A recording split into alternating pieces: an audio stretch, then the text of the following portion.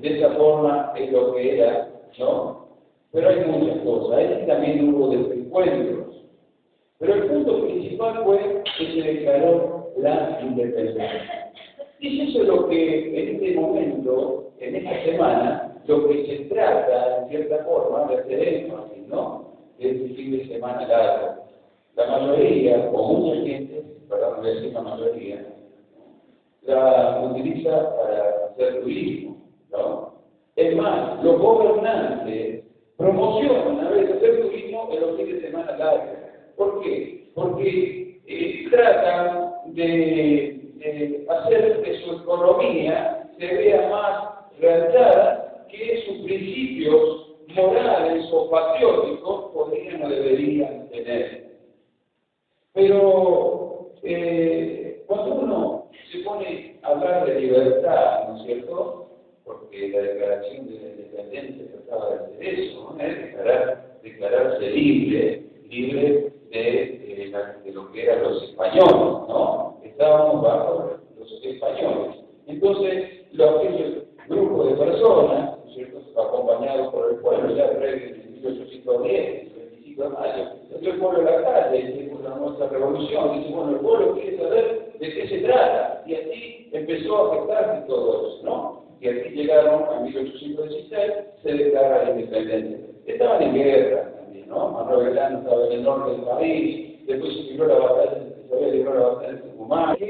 La libertad tuvo un precio caro, un precio que costó sangre, muchísimas vidas, ¿no?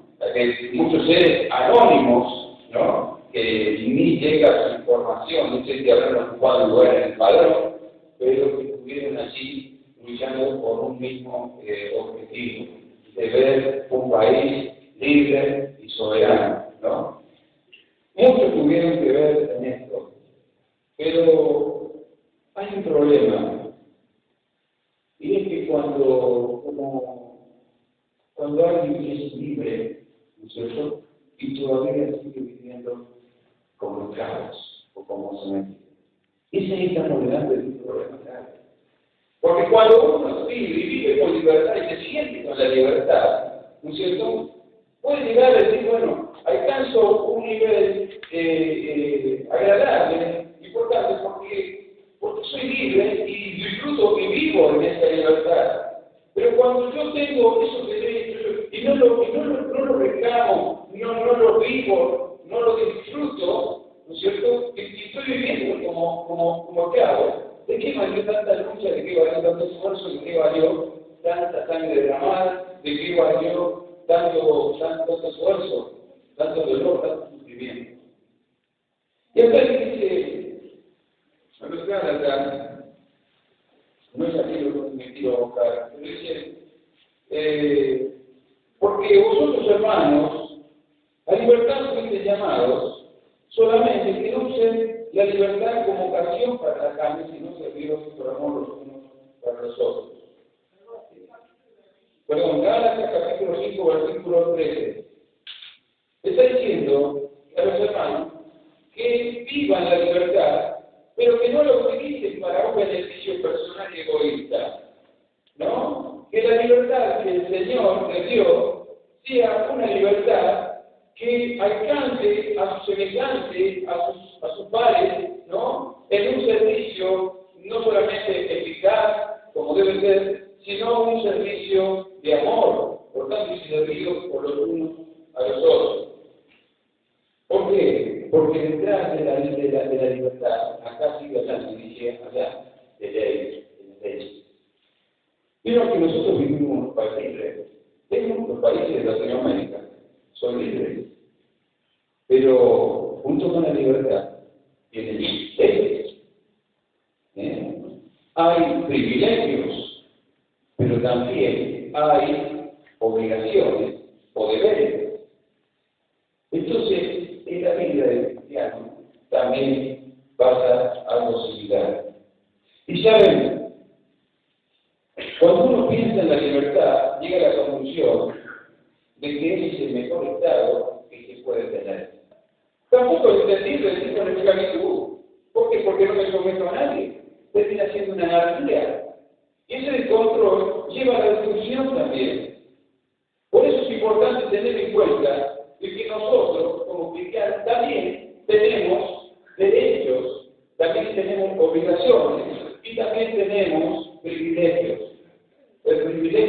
de ser hijo de Dios. Y eso tiene una recompensa de lo maravillosa. ¿Por qué? Porque ser hijo de Dios significa tener esperanza. Ser hijo de Dios significa tener paz. Ser hijo de Dios significa disfrutar de la comunión y ser parte del cuerpo de Cristo, cuya cabeza es Él. Y un cuerpo, ¿quién manda? Un cuerpo humano, ¿quién manda? Como profesional, como empleados, como lo que sea. Por eso, el peor esclavo es aquel que se resigna a vivir en la condición de ellos y además de vivir en esa condición, hay cosas impresionantes, ¿no? Son hermanos que nosotros a menudo no los tenemos en cuenta. Y no se trata a veces de la espectacularidad de lo que nosotros hagamos, porque a veces el ruido hace que los demás sean entretenidos, ¿no? O sea, que llamen más la atención. ¿Por qué? Porque, bueno, hay cosas, aspectos de los ministerios que son visibles y hay otros que son invisibles. Pero, ¿quién categoriza los ministerios que hay en la iglesia? ¿Quién le da la categoría más importante o menos importante? Gana Dios, gana el Señor. Por eso aquel hermano que vive en la libertad con que Cristo lo hizo libre y está sujeto al yugo de esclavitud y sirve al Señor con amor, ¿no? Dentro del silencio posiblemente.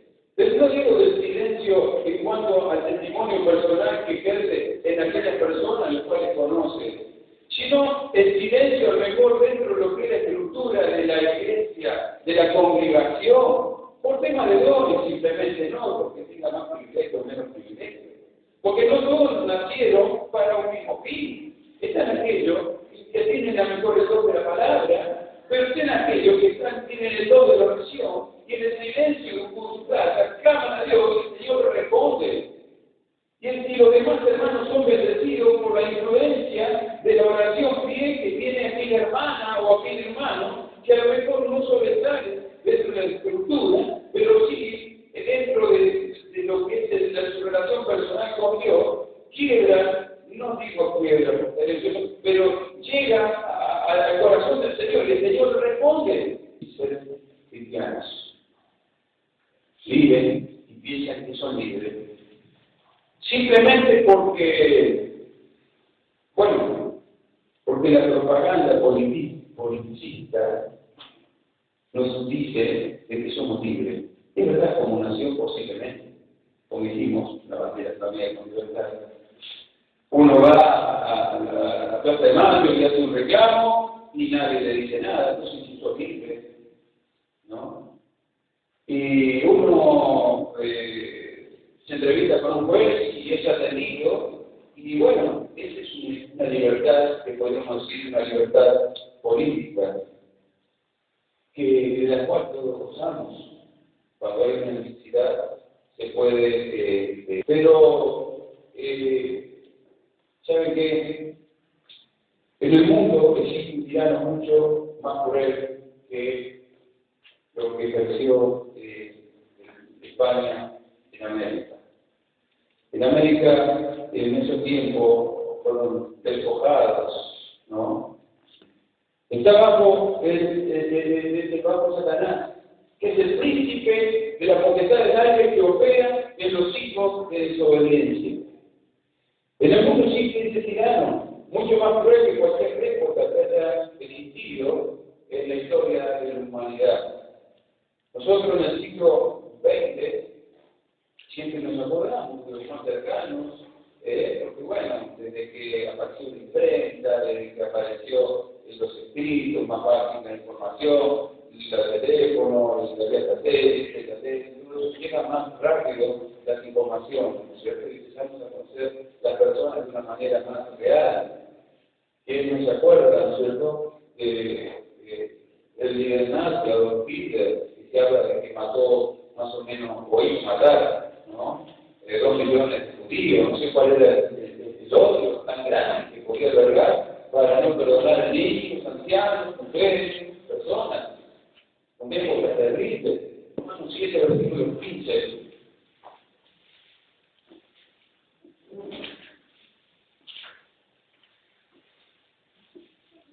Fíjese lo que dice el apóstol Pablo.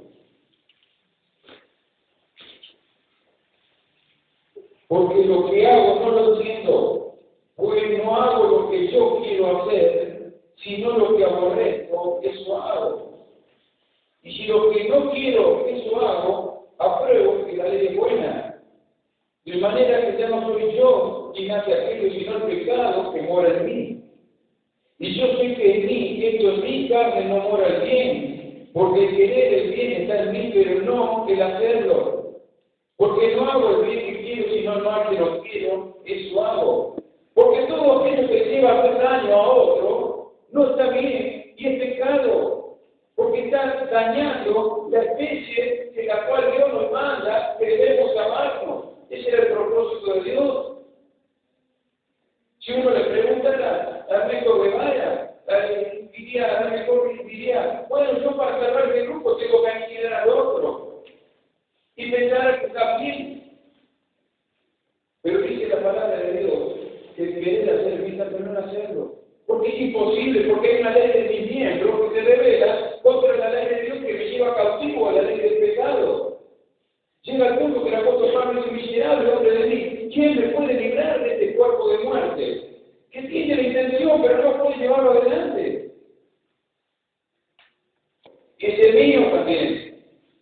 Y muchas de las cosas malas que nosotros hacemos es por la influencia de ese enemigo. No hay ninguna cosa buena que nosotros queramos hacer viene de él, pero lo malo viene por su influencia. Porque para eso viene. Porque dice que viene para hurtar, viene para matar y viene para destruir. Igual es que se está logrando, ¿no? En el círculo del mundo. ¿Cuántas vidas destruidas? ¿Cuántas vidas? En su programa siempre vienen vidas inocentes, ¿no? Roba vidas para destruirlas, con la droga, con la prostitución, mata, porque para eso vino. Así como nosotros podemos tener un ministerio para hacer algo para Dios o para hacer algo bien, una persona que tiene un poquito de sensatez en su cabeza, ¿no es cierto? No tiene la intención mala, que muchas veces puede equivocar. Pero Satanás deliberadamente viene para eso. Él viene para hurtar, viene para matar y viene para destruir. Y el Señor Jesucristo lo denuncia abiertamente. Y le dice así, ese enemigo que no tiene rostro, que no lo podemos ver, pero podemos sentir su influencia, se llama Satanás. Y él está haciendo estragos en el mundo. Está haciendo estragos en los políticos. ¿Cuántos famosos entregan sus vidas y le entregan para sus almas a Satanás para que le vaya bien, para que su economía sea para tener dinero, para tener diversión? Pero se olvidan de que Satanás es pobre. Pobre de ellos. Él se personifica detrás de cosas que parecen buenas, pero que en el fondo son perniciosas. Algo atractivo, como un hermoso cuerpo, haciendo un culto de él, sensualidad. Se preguntan de qué tiene de malo, capacidades humanas que lo lleva al orgullo, lo ilegal, haciendo parecer como legal. Es un perfecto engañador. Es un Dios de este siglo, dice la palabra de Dios, el apóstol Pablo en 2 Corintios, capítulo 4, versículo 4, que llegó el entendimiento de los incrédulos para que no le resplandezca la luz del Evangelio, de la gloria de Dios, la luz del Evangelio de la libertad. El otro día me decía un ex policía, hablando con este tema de lo que había pasado, la chica, ¿no? Ese a lo mejor es el mejor problema. Porque la hipocresía es eso, vender una imagen que no se tiene. Y Satanás utiliza todos sus recursos. Porque él viene para hurtar, matar, destruir. Porque él es el Dios que se humanidad, ¿no? Que llegó el entendimiento de los incrédulos para que no resplandezca la luz del Evangelio, para que la gente no cree en Jesucristo y no venga a Él, se arrepienta y tenga esperanza.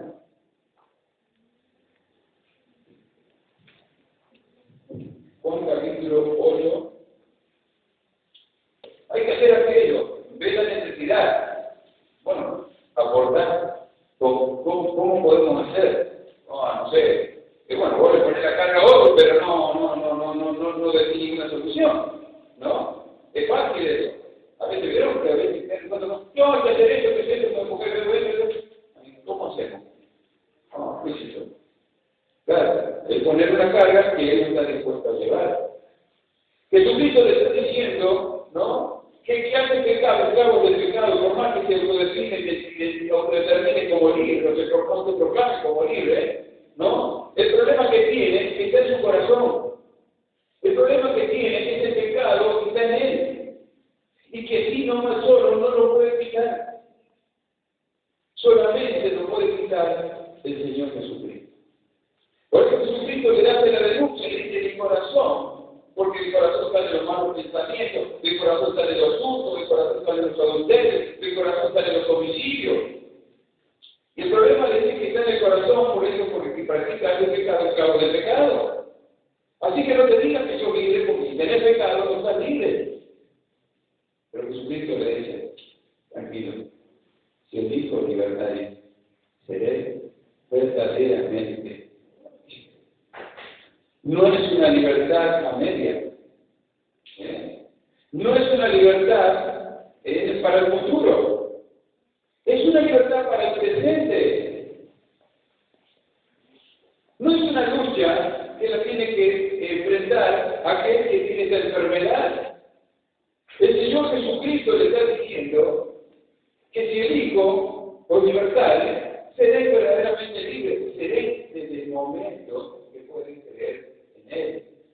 Y si creyeron en Él, no estén otra vez pensando, ¿no? Y sufriendo de que todavía no sé, porque tengo dudas. Disfrutar la salvación desde el momento que creíste, porque eres libre.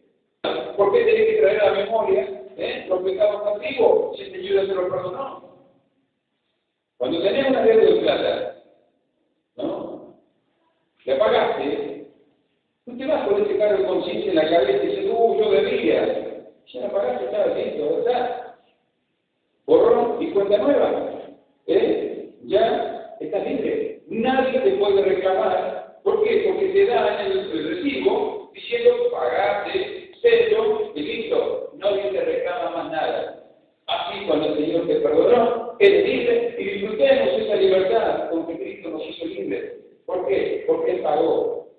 No pagaste vos, el Señor quiso pagar por tu vida para que viva esa libertad, ¿no? Y no estemos otra vez pensando en lo que nosotros no hicimos.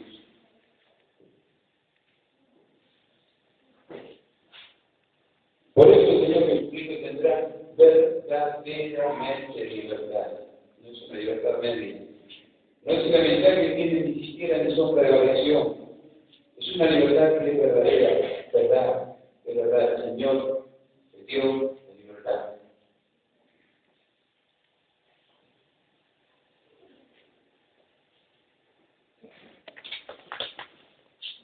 Porque pobre es el que no es el que menos tiene, sino el que más necesita. Pobre no es el que más tiene, sino el que menos necesita. Hay pobres que son felices y ricos que viven miserablemente. Y son tan pobres que lo único que tienen es plata. Porque necesitan tener dinero para sentirse poderoso.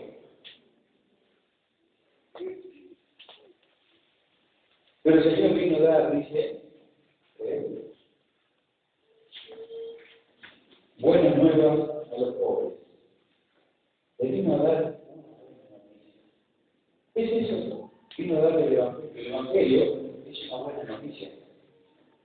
Vino dentro de tanto tiempo de tantas noticias malas, uno prende la tele y ve tantas cosas terribles que pasan, ¿no es cierto? tan cuando escuchamos la buena noticia, cómo nos llena. Y se escucha tampoco buena noticia. Y una de las últimas más buenas noticias que uno escuchó, y bueno, que todavía sigo escuchando, es a la mamá de Luz Milagro. Esta bebé que estuvo 12 horas en la morgue y, curiosamente, con todo estarchado y todo, sin embargo, con 8 meses pesando menos de 900 gramos, sobrevivió. El caballo pequeño acabó. Y la madre dijo, bueno, la quiero conocer. Curiosamente, estaba viva, empezó con una situación. Y dijeron que se iba a morir porque esto, que aquello, y se mantiene viva. La mamá es cristiana. Pero más allá de eso, es una buena noticia. Pero hay una noticia que es la mejor de todas. Que Jesucristo vino al mundo a salvar a los pecadores, de los cuales yo soy el primero, dice el apóstol Pablo. Y quisiera que cada uno de nosotros podamos decir eso. Yo soy el primero. ¿Cuántos quebrantados de corazón hay, no? ¿Cuántas personas que sufren? ¿Cuántos descontentos sociales? Y sí, por lo que nos vemos en la televisión, porque bueno, la fuente de información que hemos tenido. Y miren el pueblo urbano bonaerense, en las villas, donde se les despacha, personas perdidas, viviendo bajo los puentes, tapados con cartón, gente sin futuro, pero sin futuro de verdad, humanamente hablando. Que han dado el corazón. Que por ahí dicen que necesitan solamente robar para subsistir. No es de pecadistas, son quebrantados de corazón. Porque aman a sus padres y sus padres ven a sus hijos en esas condiciones. Quebrantados de corazón.